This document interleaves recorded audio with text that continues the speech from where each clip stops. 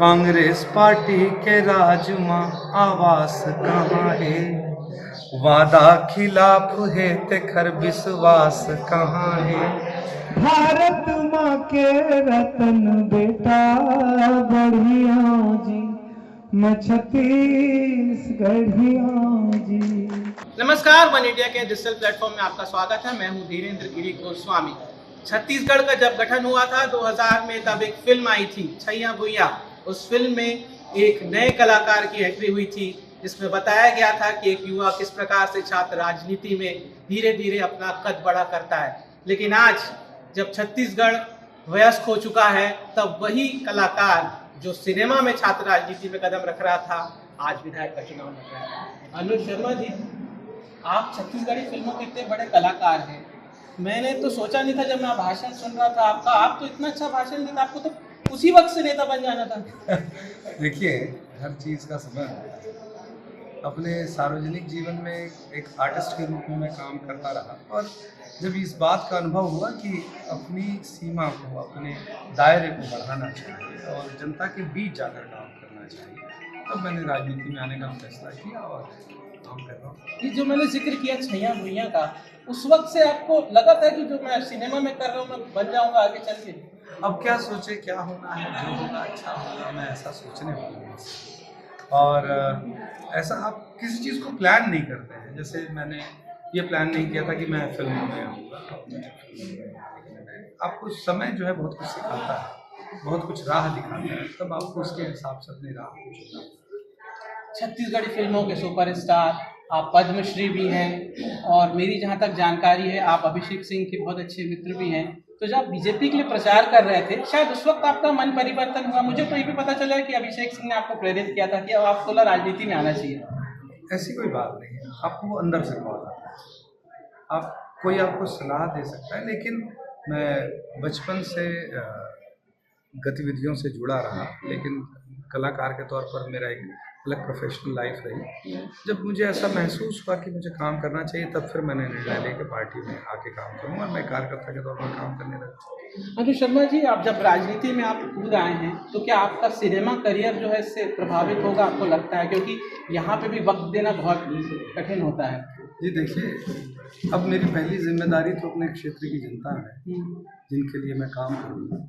और रहा सवाल सिनेमा का करियर का, तो मेरा घर तो सिनेमा से चलता है, लेकिन मुझे अगर समय मिलेगा तो मैं उस काम को कर पाऊँगा, अगर मुझे यहाँ से। अदरवाइज मेरी पहली प्राथमिकता जो है वो मेरे क्षेत्र की जनता का काम है।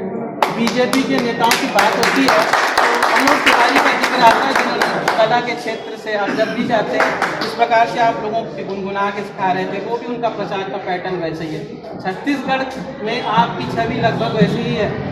आप भी आने वाले समय में और लोकसभा का चुनाव लड़ेंगे, जैसे कि अभी तो फिलहाल विधानसभा का ही है। देखिए, हमारी पार्टी कार्यकर्ताओं की पार्टी है। पार्टी डिसीजन लेती है कि किस कार्यकर्ता को क्या दायित्व दिया जाए। मैं तो एक साधारण कार्यकर्ता के तौर पर काम कर रहा था। पार्टी ने फैसला लिया कि मुझे दरसिंवा से चुनाव लड़ना है, और वो सर माथे पर लेते हुए मैं रणनीति के तहत मैं यहाँ दरसिंवा की जनता के साथ खड़ा हूँ। पार्टी तय करती है हमारे यहाँ कि कौन क्या करें। ये आप जिनके अपोजिशन में लड़ रहे हैं, छाया वर्मा राज्यसभा सांसद रह चुकी हैं, दशकों का अनुभव है उनको, 20 साल से अधिक का। आप युवा प्रत्याशी भी हैं, साथ में कॉम्पिटिट करते हैं। कहीं आपको लगता है कि अनुभवी राजनेता के सामने लड़ना भी एक चुनौती होता है? उनको निष्क्रियता का बड़ा लंबा अनुभव है। आपने जनता का रिस्पांस देखा। 5 साल जिला पंचायत के अध्यक्ष रही, 6 साल राज्यसभा के सांसद रही, और इस क्षेत्र से 20 साल पहले चुनाव लड़े। आपने देखा जनता ने क्या जवाब दिया। 20 साल तक उनको सुध नहीं आई कि इस क्षेत्र की जनता का हाल चाल पूछ लेती, राज्यसभा में सांसद थी, कोई काम करा देती, क्षेत्र को विकसित कर देती। वो तो बलौदाबाजार से चुनाव लड़ना चाहती थी। तो आप देखिए, उनकी निष्क्रियता ही जनता को बहुत अच्छे से पता है। उनको एक काम करने वाला, एक युवा जोश के साथ काम करने वाला विधायक और जनप्रतिनिधि चाहिए दरसिंवा की जनता।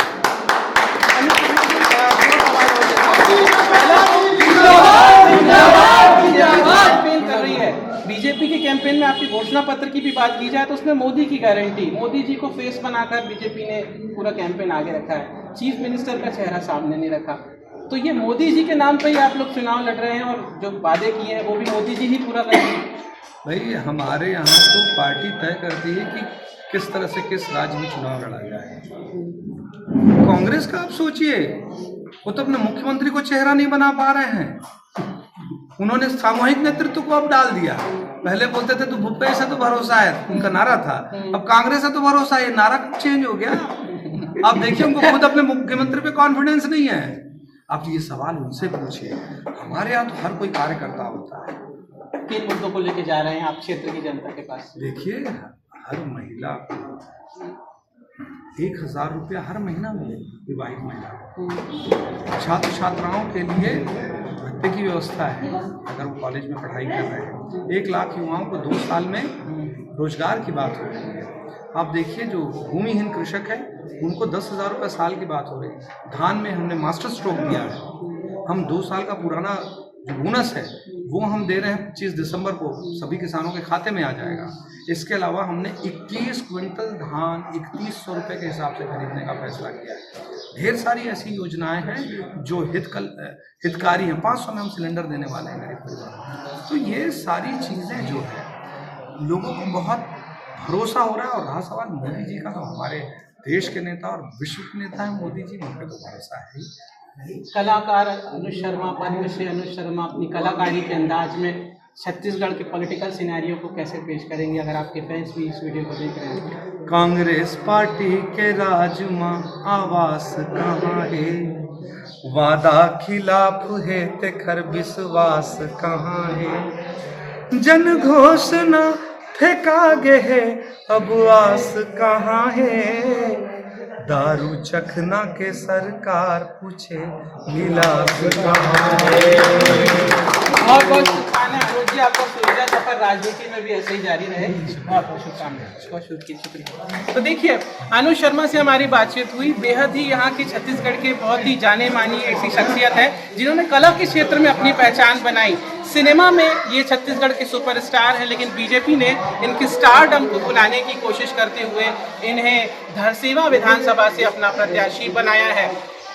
इतना बढ़िया वो भाषण देते हैं जिसे देखकर लगता नहीं है कि वो नए नए राजनेता हैं, और इनको देखकर ऐसा लगता है कि राजनीति के मजे हुए खिलाड़ी हैं। अब देखना दिलचस्प होगा कि उनके सामने जब कोई अनुभवी प्रत्याशी मैदान में है तो राजनीति के मंजे हुए खिलाड़ियों के सामने अनुज शर्मा अपनी कलाकारी के दम पर, अपनी वाक्पटुता के दम पर किस तरीके से अपना स्थान जनमन के बीच बना पाते हैं। मैं धीरेन्द्र गिरी गोस्वामी, वन इंडिया का डिजिटल प्लेटफॉर्म में आपका स्वागत रहा है। अगर आपको ये वीडियो पसंद आ रहा है तो इसे शेयर कीजिए, लाइक कीजिए, और किसी भी प्लेटफॉर्म पर इस वीडियो को देख रहे हैं तो अपनी टिप्पणी कमेंट बॉक्स में जरूर दीजिएगा। नमस्कार।